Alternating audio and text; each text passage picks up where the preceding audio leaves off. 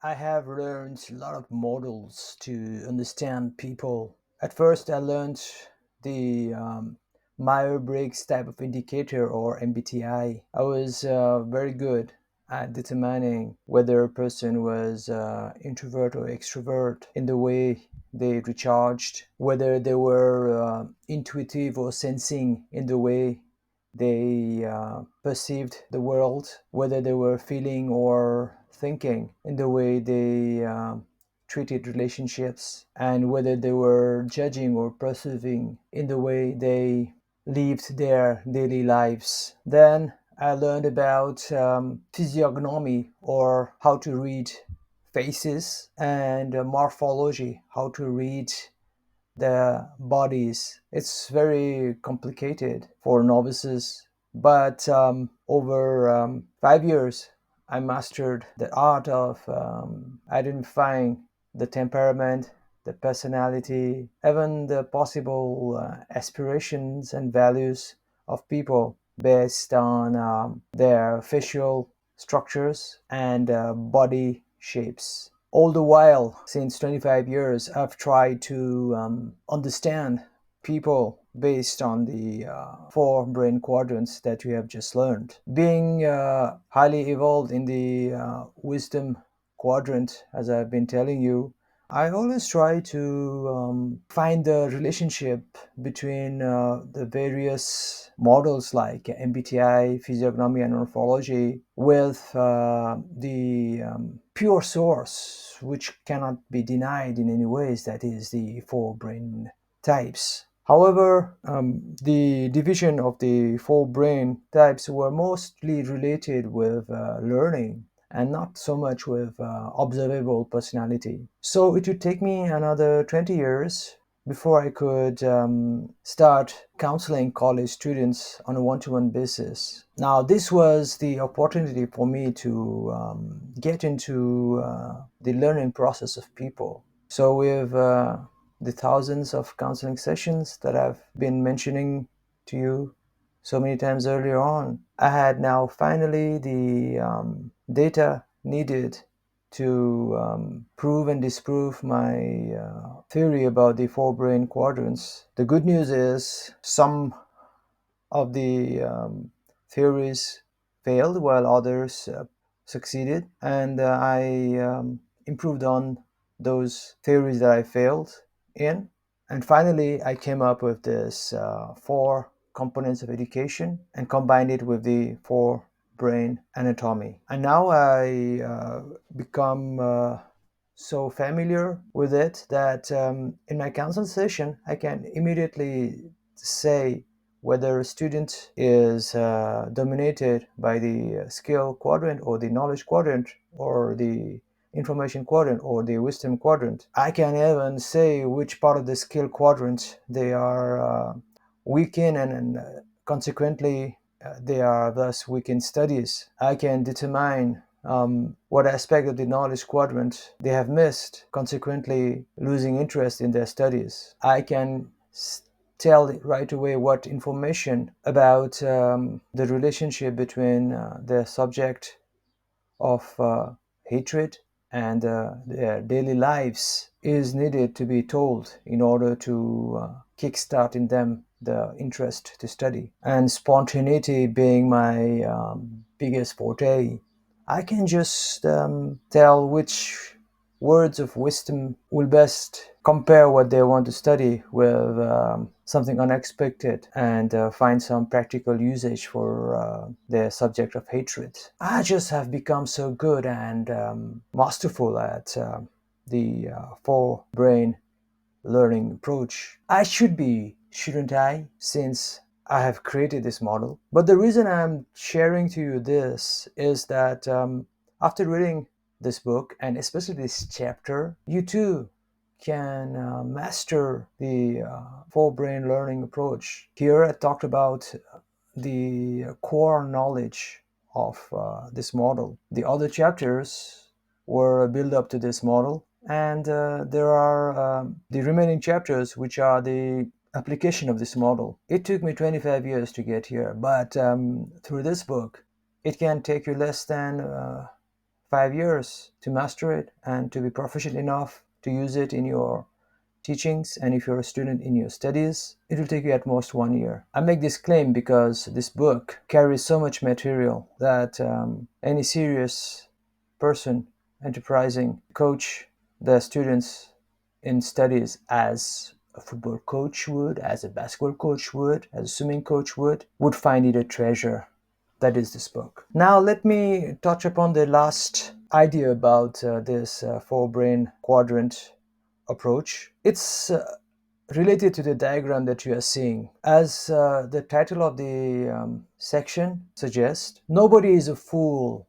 We just have different fields of excellence. In our model, what I wanted to say is that the activation level of the four brain quadrants for a single person varies across various fields of learning. No one can be fully enlightened in terms of the four quadrants in all fields of studies or learning. So the first diagram is the same that we have been discussing early on, except that I've combined all the various ideas into one, starting with the blue quadrant, which relates to the skill component of education. For no apparent or logical reason, I have compared it to the circulatory system of the body. Then the green quadrant is related to the knowledge quadrant, being it logical, and I've related to the skeletal system of the body. The yellow quadrant is related to the creative quadrant as well as the wisdom in the four component of education. And here I've compared it to the nervous system of the body. Finally, the red quadrant, I have compared it to the information component because we want to relate whatever we learn to our daily use, and it's related to the muscular system of the body. In this way, you can understand and remember the four brain components more easily. The most important connection you've got to make is the skill quadrant is blue because it's procedural. The knowledge quadrant is green to represent logical thinking. The wisdom quadrant is yellow to represent creative thinking, and the information quadrant is red to represent relational thinking. Then the lower drawing is very interesting, and this is the main point of this particular section. So what I've showed here is that in a single person's life, there might be several fields in which that person is involved in one way or the other. Here there are 9 fields. So one field could be studies, the other could be music, another could be sports, another could be cooking, another could be gardening, another could be business, another could be starting up an enterprise, another could be relationships, and so on. So all these fields require some learning and intelligence. Through this diagram, what I have showed is that let's say a person in the field number 1 has got a perfect blossoming of the 4 brain quadrants. As you can see, the 4 brain learning oval is complete. It would imply that this person can acquire all the skills required to be good in studies, and he can easily relate everything that he studied to the information around him. He's also very good at seeing the big picture in the form of knowledge, and he's able to come up with creative ideas, new solutions based on the knowledge that he has. On top of that, he's very good in the field of studies because he can easily expand on the neural connections of all the 4 brain quadrants when it comes to the field of studies. In the field 2, you can see that this person has only got the information quadrant fully active. So he might be very good at relating and appreciating that particular field, but would have no skills and knowledge, or certainly not any wisdom with regard to that particular field. Let's take my own example in this case. That field for me is cooking and music. I appreciate music and I appreciate food, but I have no skills in those two fields. And I have no knowledge about how it works, no matter how much I try. I know that there are the various taste buds and the various ingredients in cooking. Music field, I know that they are the seven notes: do, re, mi, fa, si, la, so. But beyond that, I just don't know how music forms, and I'm blank. Certainly, I'll not be able to come up with a new dish or with new music. So, whereas in studies, I have fully expounded four quadrant in the two other fields. I just have got information. Similarly, in the field three, what I try to show is that this person has got a limited proportion of all the four quadrants. For me, that would be sports. I have knowledge, I have some skills, and I can use that information from the sports using that skills. And then I have developed a lot of wisdom from the various sports. The biggest source of wisdom for me is from judo. Judo taught me that in order to succeed, you must first fail, because it teaches us to fall without breaking a bone before we are taught the techniques. But I never could develop more skills or the knowledge to go to a professional level in any sport. Moreover, I could never relate to the sacrifices that need to be made in sports, and that's the information part. In the field 4, you can see that this person has got lots of procedural or skill knowledge, but very narrow, but a bit of information. For me, that would be the electrician part. I know a bit of electricity, and I have got some skills to fix a fuse or plug in a wire, even make a small circuit. But beyond that, I don't have more skills, and I just have enough knowledge and enough interest. That is the information part. When the light goes off in your house, then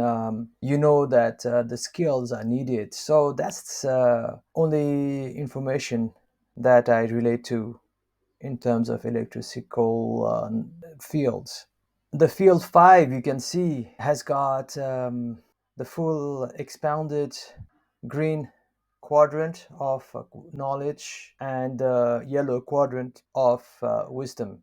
But there is no skill and there is no information available there. This happens for many people, in fact. Again, to make it easy, I give you my own example. For me, such a field is cosmology. I have no skills on how to make calculations, and even how to read a chart or the map of the sky, the space. So absolutely no skills. And then I have no personal experience of even watching the stars lying down in a distant place where there is no surface light, looking through a telescope. I have no informational context of cosmology. That said, one of my desires or bucket list desire is to be able to look through a telescope in a big center of space research. And if not, just to be able to go to a place where I can see all the stars at night. But that's not happened yet, so I have no information. Yet, through all my readings of books, I have a lot of knowledge on cosmology. although I will not say as much as a scientist, but it's significant. And this has led me to be very creative in terms of wisdom. And I compare the universe to our lives and to the soul, to my meditation, and everything like that.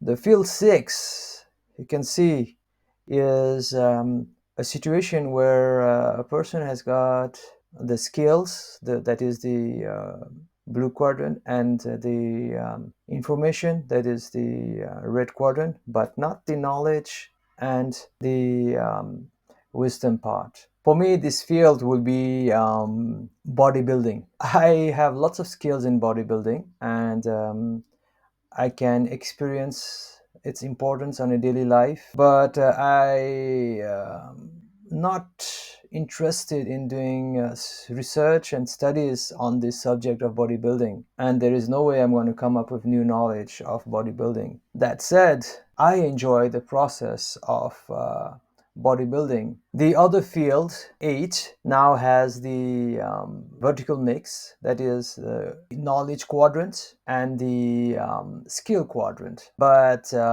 absent are the wisdom quadrant and the relation quadrant. In my case, this should be the entrepreneurial fields. I have lots of skills in how to start businesses and how to make them grow, and I have the knowledge. But because I have chosen not to be involved in building businesses, I have very little information about this field of enterprise, especially in the last 10 years when I decided to retire.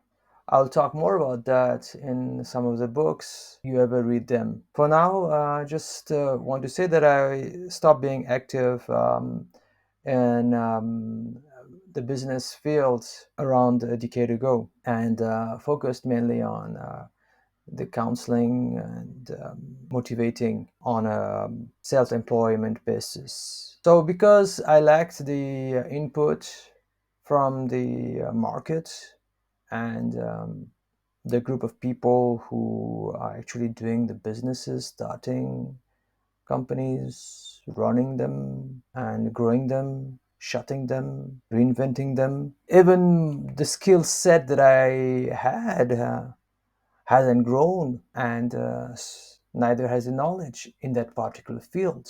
And because of that, certainly my knowledge base hasn't grown either. And consequently, there is no wisdom part that spins out from it. That is, no new business ideas, no new strategies, because I'm lacking the information. So I can write about it, speak about it, but unfortunately I'm outdated in that field, and I haven't come up with new ideas in that field for a very long time. Finally, field 9 is when the red is active and the yellow is active, but the blue and the green are not active. So in my case, that would be politics and current news. I have plenty of information, but I have no skills to be a politician or to be a reporter. And I have practically no knowledge of how reporting works and how politics works. But because I have information, I can come up with very unique ideas and solutions to global warming, poverty, dictatorships, and so on. However, there is no credibility, and even I wouldn't believe my own words because I have no skill base and knowledge base on which I am able to stand on. As a matter of fact, I believe that many people have got the same quadrant mix when it comes to reading news on politics and current affairs. So in this way, you learned that we have so many fields that we are involved on a day-to-day basis, and the 4 quadrant mix is different in each of them. This is what the diagram tried to teach us. Now, I just would like to end on the 4 brain quadrant with some myths that I would like to bust. What I have talked about in this chapter is based on the latest neuroscience. It's very far away from being adopted as a popular diagnostic tool. But I believe the four brain learning approach will gain popularity after people like you who have read this far will do further experiments on this. Hopefully, some of you will get a grant to do their PhD on this and maybe write books on this also. All I know is that there is still lots more work to be done. From this model, what I try to convey is that it doesn't matter how hard we work in a particular field, somehow we are just not wired to be good in that field, as I've shown you the various examples. No matter how hard I work in music, I'll not be able to be a good musician. On the other hand, writing and learning about studies comes so naturally to me. I am fully wired for that. So the idea is to balance your natural predominance of the various four quadrants in the various fields. Don't push too hard. I want to talk about my car mechanic. He's the best mechanic I know. For him, the field one in which everything has blossomed is fixing cars, but not the body of the car, the engine of the car is only. He has got the skills most mechanics have got, but they do not have the knowledge. But he has it. He knows more than an automotive engineer on how a car runs and fails than an engineer. He is always interested in learning about and hearing about cars and problems of the customers. That is the information quadrant. And in the yellow quadrant, he always comes up with creative solutions to problems. I wouldn't trust anybody else because they will not have the vast knowledge base to make this new fixing idea work safely. However, my car mechanic is uneducated, and when it comes to studies, I think it's more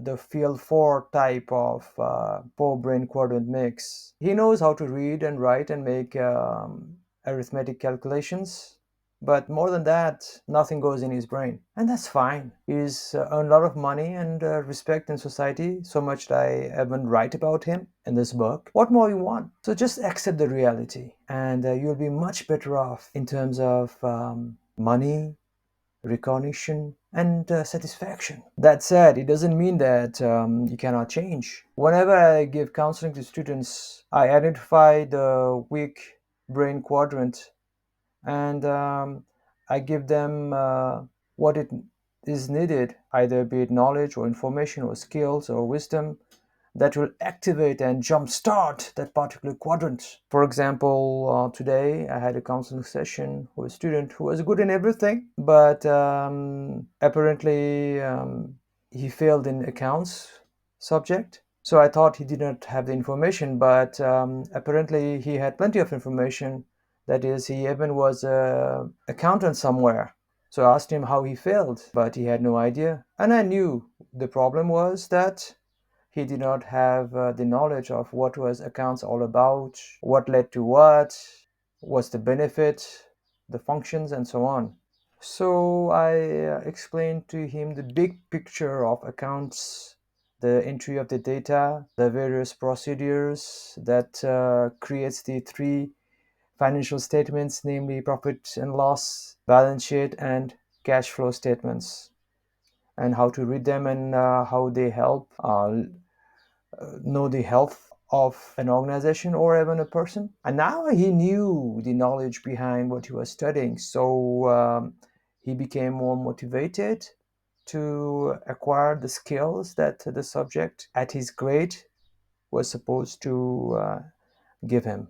Sometimes the students don't have the information, so you just make them relate the subject to the daily life. For example, students wonder about lights in physics, and I ask them what's the type of lens that you are wearing. Is it convex or concave? And how do you know? How do you calculate the curvature required so that you can see correctly? Now they see the daily use of what they study, so they get motivated to study. And this leads to a speedy, strong neural connection within the skill quadrant itself, which is what they need to pass the exams. There are many more examples, and I will be providing them in the later chapters under the various subjects. So, what I just try to tell you is I could even become Mozart or Chopin if somebody provided me the four brain learning counseling in that field. It's all about techniques and counseling. The magic happens in the brain automatically because it's a property of the brain to fire neurons to learn or to unlearn stuff. I've experimented thousands of times and it works. And I think that's the most enjoyable part of being counselor and motivator, because you see the immediate change in the students, in the people. Their brain is rewiring as you talk with them, and the proof is when they later on tell you how the counseling session has impacted them, and it shows in their results. Unlike counseling with professionals where they will not tell you whether they made more money or less, the students happily telling you that they scored higher or less. And that's the fastest, quickest, best feedback that my techniques work. So finally, you too can achieve your full potential in the four quadrants in your desired fields, given you have the proper expert in that field who is able to counsel you using this four brain learning approach. There's no point of adding more skills when the real problem is that you don't have the activation in the information quadrant and knowledge quadrant in that particular field. Unfortunately, this is what the current educational system is doing because of its ignorance of this four brain learning approach. Through this book, I see all this changing, and lots of happy students who have reached their full potential in the learning process of any field.